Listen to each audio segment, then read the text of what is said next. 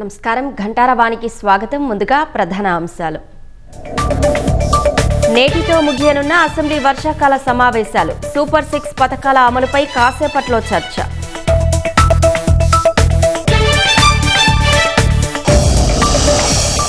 ఏపీకి 52,474 కోట్ల ప్యాకేజీ ఇవ్వండి. సదరన్ జోనల్ కౌన్సిల్ సమావేశంలో కేంద్రాన్ని కోరనున్న సీఎం.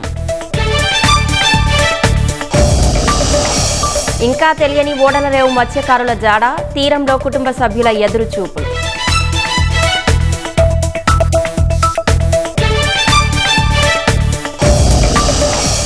గ్రీన్ కార్డు దరఖాస్తుదారులకు షాక్ ఇచ్చేలా అమెరికా నిర్ణయం. మెడికెయిడ్, ఆహార కూపన్లు పొందే వారికి తిరస్కరించే అవకాశం.